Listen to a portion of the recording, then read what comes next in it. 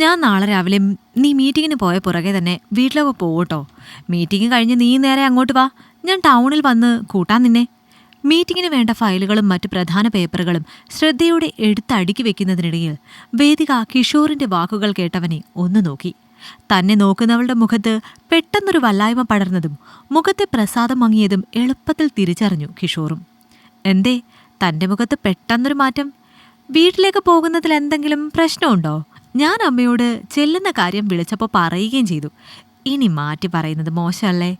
വേദികയ്ക്ക് അടുത്ത് ചെന്ന് അവളുടെ മുടിയൊന്ന് ഒതുക്കി വെച്ച് കിഷോർ ചോദിച്ചതും അവനെ നോക്കി കണ്ണടച്ചൊന്ന് പുഞ്ചിരിച്ചു വേദിക.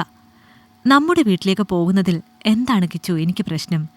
ഞാനോർത്തത് മീറ്റിംഗ് കഴിഞ്ഞിട്ട് അങ്ങോട്ടേക്ക് എത്തുമ്പോൾ ഒരു നേരം ആവൂലോ എന്നാണ്. ചിരി മായാതെ പറയുന്നവളെ കേൾക്കുമ്പോഴും തന്നിൽ നിന്നെന്തോ അവൾ മറയ്ക്കുന്നില്ലേ എന്നൊരു തോന്നൽ അവൻ്റെ ഉള്ളിൽ ശക്തമായി. ഇതിപ്പോ ഇടയ്ക്കിടയ്ക്ക് പതിവാണ്. തൻ്റെ വീട്ടിൽ പോകുന്ന കാര്യം പറയുമ്പോഴുള്ള വേദികയുടെ മുഖത്തൊരു സന്തോഷക്കുറവ്. പ്രണയിച്ചവളുടെ വീട്ടുകാരെ എതിർത്ത് വിവാഹം കഴിച്ചതുകൊണ്ടാവാം ഒരു ലീവ് കിട്ടിയാൽ അവൾ ഇഷ്ടപ്പെട്ടിരുന്നത് തൻ്റെ വീട്ടിൽ പോകാനാണ്, അമ്മയുണ്ടാക്കുന്ന ഭക്ഷണം കഴിക്കാനാണ്. തന്നെക്കാളേറെ അടുപ്പം തൻ്റെ വീട്ടുകാരോട് സൂക്ഷിക്കുന്നവളാണ്. കിച്ചുവിൻ്റെ ഒപ്പം ഞാനും വീട്ടിലേക്ക് വരുന്നുണ്ടെന്ന് പറഞ്ഞോ അമ്മയോട്? സാധനങ്ങളെല്ലാം എടുത്തുവെച്ച് റൂമിൽ നിന്ന് പുറത്തിറങ്ങും വഴി തിരിഞ്ഞു നിന്ന് വേദിക ചോദിച്ചതിന് പറഞ്ഞെന്ന പോലെ കിഷോർ തലയിളക്കിയതും ഒരു ചിരി അവന് നൽകി അടുക്കളയിലേക്ക് നടന്നു വേദിക.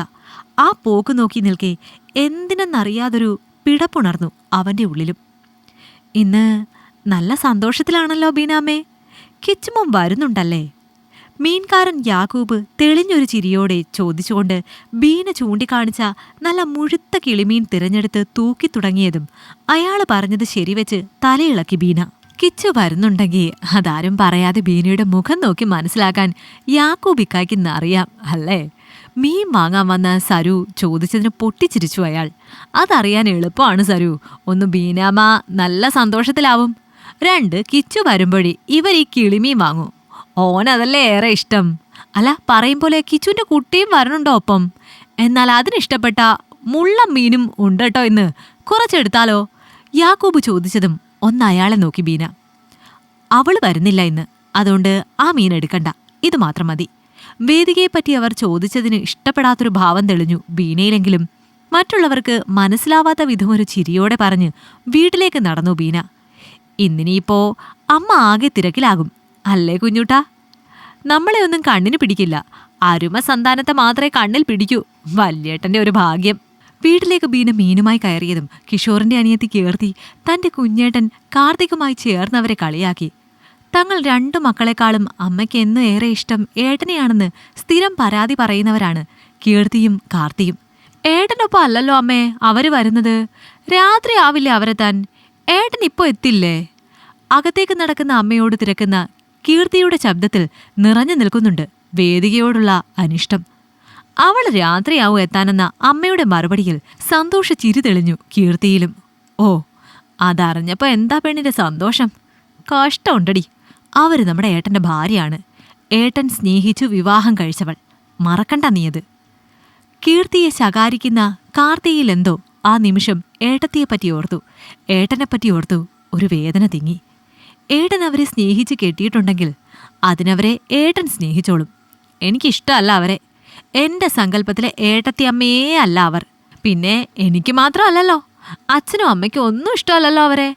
അവർ വന്നു പോകുന്നത് വരെ ആ ഇഷ്ടക്കേട് ഏട്ടനറിയാതെ നോക്കാനാ ബുദ്ധിമുട്ട്. അഭിനയിച്ച് അഭിനയിച്ച് മനുഷ്യൻ്റെ ഊപ്പാടിളകും. അവർക്കിങ്ങോട്ട് നമ്മുടെ ഇടയിലേക്ക് വരാതെ ഇരിക്കാലോ. എന്നാൽ പഴയ പോലെ നമ്മൾ 5 പേർ മാത്രം എന്തടിപൊളിയായനെ. വലിയൊരു കാര്യം പറയുന്ന ലാഘവത്തോടെ വേദികയോടുള്ള ഇഷ്ടക്കേട് തുറന്നു പറയുന്ന അനിയത്തിയെ വെറുതെ നോക്കി കാർത്തി. വെറുപ്പും ദേഷ്യവും അവരോടല്ലേ ഉള്ളൂ, അല്ലാതെ അവർ ജോലിയെടുത്തുണ്ടാക്കുന്ന കാശിനോടില്ലല്ലോ നിനക്കും അമ്മയ്ക്കും. പരിഹസിച്ച് കാർത്തി പറയുമ്പോൾ അവനാ പറഞ്ഞത് ഇഷ്ടപ്പെടാത്തൊരു ഭാവം തെളിഞ്ഞു കാർത്തിയിൽ.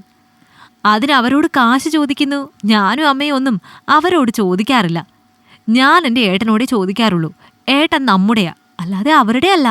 വീറോടെ പറഞ്ഞ് മുറിക്കുള്ളിലേക്ക് കീർത്തി കയറിപ്പോയതും തലയൊന്നു കുടഞ്ഞ് അവിടെ ഇരുന്ന കാർത്തി മെല്ലെ മുറ്റത്തേക്കിറങ്ങിയതും ഞെട്ടി മുറ്റത്തിനരികിലായി ഫോൺ നോക്കി നിൽക്കുന്ന കിഷോറിനെ കണ്ടു.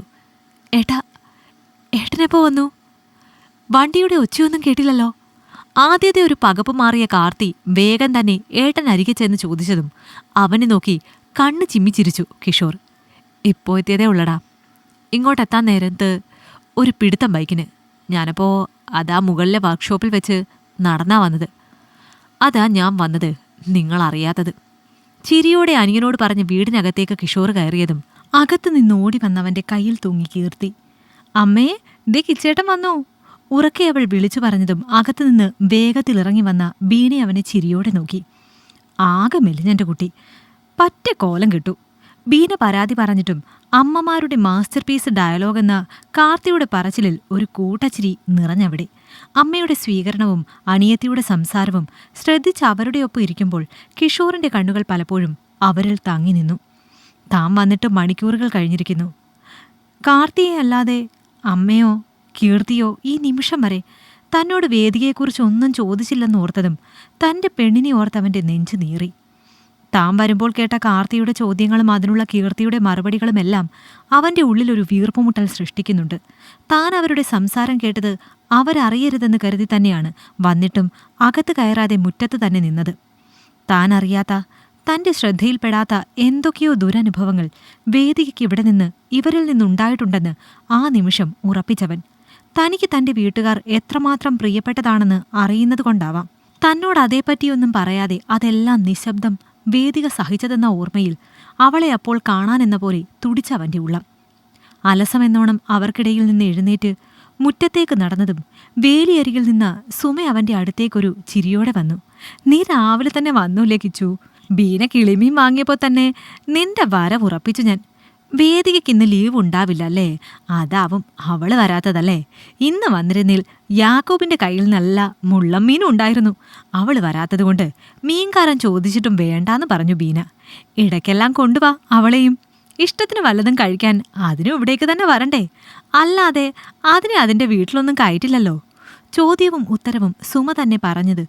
അവരോരോന്ന് സംസാരിക്കുമ്പോഴും അവർ പറഞ്ഞ ഓരോ കാര്യങ്ങളും ഉടക്കി നിന്നവൻ്റെ മനസ്സ്. അമ്മേ, ഞാൻ പോവാൻ നോക്കാണ്. എനിക്ക് വൈകിട്ടാകുമ്പോഴേക്കും അങ്ങെത്തണം. ഊണ് കഴിച്ചെണീറ്റതും കിഷോർ പറഞ്ഞത് കേട്ട് അവനെ സൂക്ഷിച്ചു നോക്കി ബീന. നീ എന്താടാ പറയുന്നത്? നാളെ കഴിഞ്ഞേ പോണുള്ളൂ എന്ന് പറഞ്ഞിട്ട് എന്താ പെട്ടെന്നൊരു തിരിച്ചുപോക്ക്? എന്താ പറ്റിയത് നിനക്ക്? ചോറും കഴിച്ചില്ലല്ലോ നീ? അരികിൽ വന്ന് ബീന ചോദിക്കുന്നതൊന്നും കേട്ടതേയില്ല കിഷോർ. അവളുടെ മീറ്റിംഗ് കഴിയാൻ വൈകും, പിന്നെ ഇങ്ങോട്ടുള്ള വരവ് ബുദ്ധിമുട്ടാകും. താൻ പറഞ്ഞതും മാറുന്ന അമ്മയുടെ മുഖം അന്ന് ആദ്യമായി നേരിൽ കണ്ടവൻ. അവളുടെ മീറ്റിംഗ് വൈകി കഴിഞ്ഞാൽ അവൾ അവിടെ നിങ്ങളുടെ ഫ്ലാറ്റിൽ നിന്നോളില്ലേ? അതിന് നീ ഇപ്പോൾ ഇങ്ങനെ ഓടിച്ചെല്ലണോ? നിന്നെ കണ്ട് മതിയായില്ല ഞങ്ങൾക്ക്. നീ വന്നിട്ട് പുറത്തു പോയി കുറച്ച് സാധനങ്ങൾ വാങ്ങാനും കറങ്ങാൻ പോകാനും ഒക്കെ കുറേ കാര്യങ്ങൾ പ്ലാൻ ഇട്ടിരിക്കുകയായിരുന്നു ഞങ്ങൾ. അവൾക്ക് മാത്രമല്ല, ഞങ്ങൾക്കും കൂടി അവകാശമുണ്ട് നിന്റെ മേൽ. നീ പോവണ്ടായിന്ന്. അവളവിടെ നിന്നോളും ഇന്നത്തെ ദിവസം. പരിഭവത്തിൽ പറയുന്ന അമ്മയിൽ നിറയുന്ന വേദികയോടുള്ള ഇഷ്ടക്കേട് കണ്ടറിയുകയായിരുന്നു അവൻ. അങ്ങനെ അവളെ അവിടെ തനിച്ചു നിർത്താൻ പറ്റില്ലമ്മേ. അവൾക്ക് ഞാനേ ഉള്ളൂ. എന്നെ വിശ്വസിച്ച് മാത്രം വന്നവളാണ്. ആരൊക്കെ അവളെ കണ്ടില്ലെന്ന് നടിച്ചാലും എനിക്കതിനു പറ്റില്ല. പോയേ പറ്റുള്ളൂ എനിക്ക്. പറയുന്നതിനൊപ്പം തന്നെ പുറത്തേക്കിറങ്ങിയിരുന്നു കിഷോർ. നിനക്ക് പോയേ തീരുള്ളൂവെങ്കിൽ കുറച്ച് പൈസ തന്നിട്ട് പോ. കുറേ കാര്യങ്ങൾ ചെയ്യാനുണ്ട്. അച്ഛൻ്റെ കയ്യിലും കാർത്തിയുടെ കയ്യിലും ഒന്നും അധികം ഇല്ല പൈസ. അവന് പുറകെ ചെന്ന് ബീന പറഞ്ഞതും അമ്മയെ മുഖം ഉയർത്തി നോക്കിക്കിച്ചു. അധികമൊന്നും എൻ്റെ കയ്യിലും ഇല്ലമ്മേ. പറഞ്ഞുകൊണ്ടവൻ 10,000 രൂപയെടുത്ത് അവർക്ക് നേരെ നീട്ടിയതും അവന് നേരെ രൂക്ഷമായി ചെന്നു ബീനയുടെ നോട്ടം. ഇതുകൊണ്ട് എന്താവാനാടാ? ഈ പെണ്ണിന് ടൂറിനും ഡ്രസ്സ് വാങ്ങാനും തികയില്ല ഇത്. കളിക്കാതെ പൈസ എന്നിട്ട് പോടാ. ശബ്ദം ഉയർത്തി ബീന. തരാൻ പറഞ്ഞാൽ എൻ്റെ കയ്യിൽ വേണ്ടേ? ഇതേ ഉള്ളൂ എൻ്റെ കയ്യിലിപ്പോൾ. അതെന്താ ഏട്ടാ? ഏട്ടത്തേക്ക് ശമ്പളം കിട്ടില്ലേ ഈ മാസം? അങ്ങനെ വരില്ലല്ലോ. ചോദിച്ചുകൊണ്ട് കീർത്തി കൂടി അവർക്കിടയിലേക്ക് വന്നതും അവളെ ഒന്ന് നോക്കി കിഷോർ. ഏട്ടത്തിയുടെ ശമ്പളം ഏട്ടത്തി പഠിച്ച് ജോലി വാങ്ങിച്ചതുകൊണ്ട് അവൾക്ക് കിട്ടുന്നതാണ്. അതിൻ്റെ അവകാശി അതവൾ മാത്രമാണ്.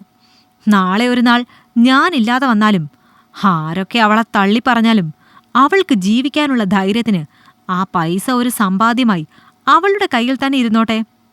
എനിക്ക് കിട്ടുന്നതിൽ നിന്നൊരു വീതം ഒരു മകൻ്റെയും സഹോദരിയുടെയും കടമയായി ഞാനിവിടെ ഇതുപോലെ ഓരോ മാസവും തരും. അത്രമാത്രം. താൻ പറയുന്നത് പകപ്പോടെ കേട്ടു നിൽക്കുന്ന ബീനയെ ഒന്ന് നോക്കി അവിടെ നിന്നിറങ്ങിപ്പോരുമ്പോൾ തൻ്റെ പെണ്ണിനെ ഒന്ന് കാണാൻ, കണ്ട് നെഞ്ചോട് ചേർക്കാൻ അത്രയും കൊതി പൂണ്ടൊരു മനസ്സോടെ വേഗത്തിൽ ലക്ഷ്യത്തിലേക്ക് നീങ്ങി. ഇഷ്ടമായെങ്കിൽ ലൈക്ക് ചെയ്യൂ. നിങ്ങളുടെ അഭിപ്രായങ്ങൾ കമന്റായി രേഖപ്പെടുത്തൂ. കൂടുതൽ കഥകൾ കേൾക്കാൻ ഈ ചാനൽ സബ്സ്ക്രൈബ് ചെയ്യൂ.